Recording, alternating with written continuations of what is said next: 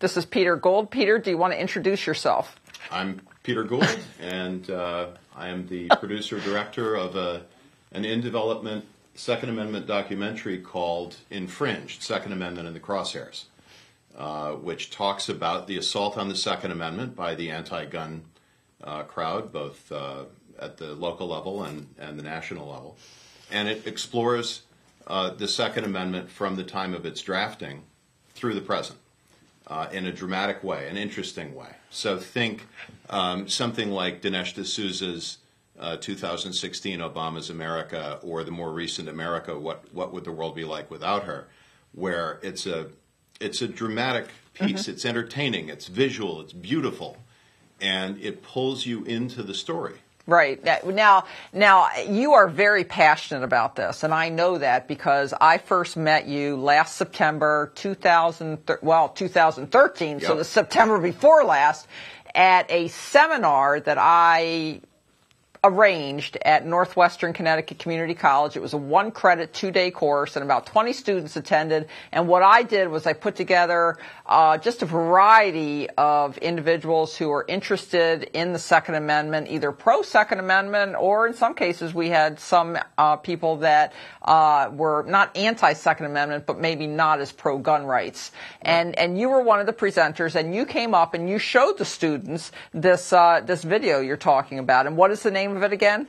Well, the movie is Infringed, Second Amendment yes. in the Crosshairs. Yes, and you showed them a summary of it, or a trailer of it, you might say. A capabilities demo. And it was wonderful. It was like a Hollywood movie. I mean, it was great. That's what we're going for. It was beautiful. And if people want to see it, where can they go? Well, right now, the film is still in development. Mm-hmm. We're still developing funding for it, in fact. Mm-hmm. But there is a website. It's infringethemovie.com. Infringethemovie. All one word, infringethemovie.com. And it has a Facebook page. So if you're on Facebook, it's facebook.com/infringethemovie. Or if you're already logged on to Facebook and you're searching, it's Infringed, Second Amendment in the Crosshairs. And we're on Twitter. But yep. There it's Infringed Movie, because Twitter, the names have to be smaller. Oh, I see. Infringed Movie on Twitter. 140 characters, yeah. Right? Whatever yep. that limit is, so you can't fit the whole title. So when this opportunity for me came along from the NRA to do a video about stories in Connecticut, I had no idea where to start with it. It was just something that I thought would be a great idea to do. I pitched it to the NRA, and they ended up supporting it. And I racked my brain what to do. And I thought, wait a second, where is Peter Gould located? Because I did not recall that you were in Connecticut. I didn't know if you'd come from elsewhere, because I know you travel a lot. Right. And so I looked you up, and I thought, Shelton, Connecticut, that's right down the road. How cool is that? Right? Let me give him a call. And we've been working on coming to an agreement on how this is going to proceed, and we're finally there, and I'm excited about getting started. Well, here's the thing, and the aims of the theatrical documentary and your piece are exactly aligned. Mm-hmm. It's the same idea. It's just this one's a little bit more regionalized. But ultimately, the problem that all the pro-Second Amendment groups have is the same. It's money.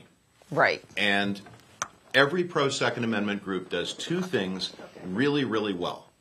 They lobby to try to prevent the passage of bad law and to let their members know who's on their side and who is not when it comes to the Constitution.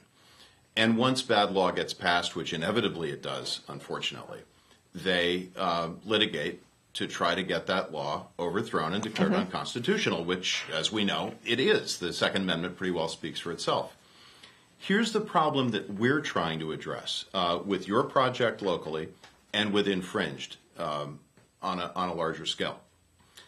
There's two very polarized groups. There are those of us who support the Constitution and believe in personal liberty and personal freedoms, and we understand the Second Amendment and what the founders' idea was. Then there are the people on the other side, the Michael Bloombergs, the Dianne Feinsteins, the Nancy Pelosi's, right.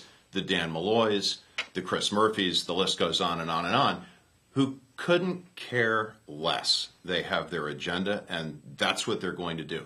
Okay? You're not going to change either one of those groups. And a lot of celebrities, you know, who get out there and make great presentations, and despite the violence in movies, they come out against, you know, which is kind of humorous. They come out against guns. Right, and they have bodyguards. Right, they make their money off making movies about guns and gun activities, but then when it comes down to it, they come out anti-gun, which is amazing. So then you have the problem that we all face, which is there's an enormous population of people who are not gun owners, and they are not polarized. They don't really feel like they have a horse in the race. Mm-hmm. And those are the people who can be swayed. And those are the people that somebody like Michael Bloomberg is putting tens, maybe hundreds of millions of dollars behind misleading, which is how you affect an election in Connecticut. It's how you get a ballot initiative passed in the state of Washington that so massively infringes on gun ownership that mm-hmm. they haven't begun to find out how serious that is. How do they do it? They do it by misleading people. And it's done with television commercials, and it's done with mainstream media, and it's done with public service announcements, and it just doesn't stop. And where is the information on the other side that the average person who's not polarized on either side, the person who's willing to listen, right, and they'll take a side if you give them a side to take. Nobody's giving them our side. I mean, what I envision doing in our collaboration is presenting stories about firearms owners who have been affected by violations of their rights, but to expand it to show, you know, it's not only firearms owners that are affected by this infringement, but it's everybody, because Second Amendment infringement, Fourth Amendment, First Amendment, it's all infringement. And if you let it happen in one area, then you're inviting it to happen in others, and this affects you, not just firearms owners. And I think that's the key point of this, is that we're reaching those people who don't really understand legal issues. You can't put a brief in front of them. They're not going to read it, and if they do, they really won't understand it. The language is too technical. We're trying to take these issues and personalize them so the average person gets it. Right, exactly. And I think that we have a huge opportunity here with this local project, and we're going to jump on it. Mm-hmm. And we're hoping to start within the next couple weeks. I've been on trial and so unavailable the last couple weeks, but I look forward to getting, you know, definitely into this, and in the new year getting this done. So we do have a clip, if it's available in studio, and it was. It looks like it is. It's part of the infringed demo that we were talking about. It skips the very end because it goes into a solicitation of funds, which we're not going to do on this show. But it does give you kind of an idea what the content is. Oh, good. I didn't know you would have that clip. I'm glad. Okay, great. I think we have it. So if once they're ready in the control room, let's see if we can get that rolling. Hi, I'm Peter Gould. For more than 20 years now, I've been creating award-winning television, radio, and motion picture projects. And I'm leading the team putting together a new theatrical documentary called INFRINGED, Second Amendment in the Crosshairs. Here's why. If I could have gotten 51 votes in the Senate of the United States for an outright ban, picking up every one of them, Mr. and Mrs. America, turn them all in, I would have done it. The horrible shootings on the Virginia Tech campus, 22 people killed. More guns, very simply, lead to more violence. Shooting at Century Theaters, 14. We're saying somebody's shooting in the auditorium. We need to do this every day of the week and just really brainwash people into thinking about guns in a vastly different way. 6-7 St. Hook School. Caller's indicating she thinks there's someone shooting in the building. Just because you have an individual right does not mean that the state or local government can't constrain the exercise of that right. If we allow the government, President Obama, through executive order, through rule, regulation, or law, to take out the Second Amendment, what we've effectively done is open the door for them to take away all our other constitutional rights.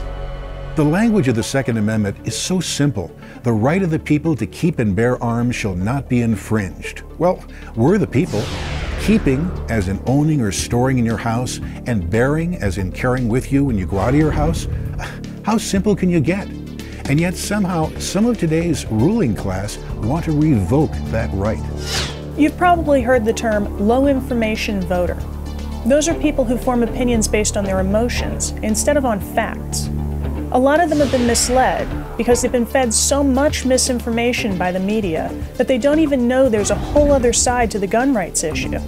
This movie can change that because there is another side, and it can be presented so compellingly that it can make people start to question what they've been told. An oppressive government was what sparked the American Revolution more than 200 years ago. That's why passage of the Bill of Rights, 10 amendments to the Constitution guaranteeing individual liberties, was so important to the founders. Most people in the country today aren't even taught the rationale behind the Bill of Rights, why it was passed, and the importance of preserving each one of those rights.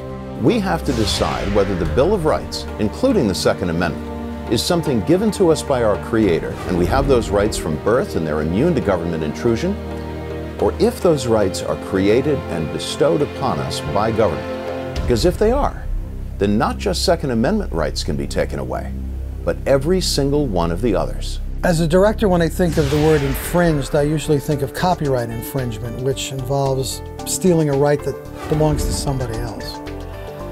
So when I hear anyone from a citizen to a politician say, I support the Second Amendment, but, after the but, here it comes, undermining the Second Amendment and stealing the rights that belong to the people. So many documentaries are nothing but a parade of talking heads. We don't want to do that. And we don't want to just do pans and scans of some artist's conception of what the passage of the Bill of Rights looked like. That won't engage the audience we're trying to reach, and it won't create the kind of understanding that can change the national dialogue. What we want to do is bring it to life, to take you there, using actors in period costumes and settings to recreate just what happened, and using the actual words of the Founding Fathers to show you why. Then we'll come forward in time through some more recent historical references, and then in the present day show how the Second Amendment is just as applicable now as when it was passed. We've recruited some of the leading constitutional experts in the world for this project. Professors who've taught classes on it, scholars who've written textbooks about it, lawyers who've won Second Amendment cases before the U.S. Supreme Court. And we're not stopping there. We're also interviewing law enforcement officers, firearms experts, mental health professionals, and citizens who've successfully used firearms, including so-called assault weapons, to defend themselves and their families against crime. So this is where you come in. We've got a great team. We know how to do this. We can produce a fantastic documentary that can open a lot of eyes and change a lot of minds. But let's face it, no documentary on the Second Amendment is ever going to be funded by Hollywood. So we can't do the entire trailer, but that gives you a sense of what the movie's trying to do, and it's exactly what you're trying to do. It's trying to get the public to understand what these issues are in a way that influences them emotionally. Right, and the production values are so important in today's technological age. Absolutely. People are not satisfied anymore with things that are not high in production value. I mean, we've been doing this show since May 3rd of 2013, and it is a public access show that streams live on the internet. And, you know, we're running it by our shoestrings. And we are struggling to get the production values up. Sure. And you have been helping us do that, and I know people have noticed in the past couple of weeks how much better this show looks. Yeah, I think there have been some good changes. And Jennifer Larson, who was in the video and who's here right in front of me, has been laughing, has been helping out so much. She's so positive. You know, when I'm talking to the camera, she stands behind it shaking her head like I'm doing good. So helpful. So it's been so, I cannot, and you're giving of your time to help support this, and I know it's because you're passionate about the Second Amendment, and I can't tell you how much we all appreciate it. This Tuesday, I'm going to be going to a Connecticut Citizens Defense League meeting in Middletown, and you can't attend because you're going to be out of town. Yeah, I'm stuck in New York City. Right, but what I'm going to be doing, and I'm going to be, you know, including your name in this, is we're going to be asking for volunteers, you know, from Connecticut Carry, from CCDL, to come help us on this show, to stand behind the cameras, to help, you know, pick it up a little bit, the production values, because we're going for the whole thing here. You know, we want to make this show professional, where it goes out to a wide audience, But, you know, I wasn't born yesterday. I know things take time, and I know things aren't perfect as soon as you start them. But the important thing is starting and working towards making it perfect. Right. And we're going to be looking for volunteers for the NRA piece as well. Yes. Can you explain that a little bit more? What exactly volunteers would be needed for that? Well, if you've ever seen an episode of a show like Forensic Files. I have. It's built out of a mix of interviews, narration, and what we call B-roll, which is events occurring in front of the camera that aren't part of scripted television, but there's something going on that helps to explain the story. And in Forensic Files, which is a perfect example of how to do a show like this project, if we have an interview with somebody who's been victimized by the legal system here, and they're talking about some event that occurred, I know you have one case where an 80-year-old man suddenly found himself the subject of a SWAT raid on his home. Right. So we're going to talk to him about that, but we're also going to recreate parts of that raid, because to pull an audience into that story, you have to get that feeling. Now, we're not going to do this on a multi-million-dollar scale. No. But there will be some people in key positions who might be dressed in BDUs with a ball cap on and seen in silhouette, because we'll stage this at night. In other situations, there might be a courtroom scene and there might be a couple of attorneys, and you don't hear what they're saying because there's a narrator over it, but we need people to fill those roles. So there'll be some... we'll be looking for some people who might be interested in being in this as cast members. They're easy roles. You don't have to be a Shakespearean actor. And I think it'll be a lot of fun. Oh, I think there will be a lot of people that will have an interest in that. So maybe some aspiring actors and actresses will want to get involved. Sure. Okay, good. Well, I'm glad you explained that. It'll make it easier for me to make the presentation on Tuesday night, which I'm looking forward to doing.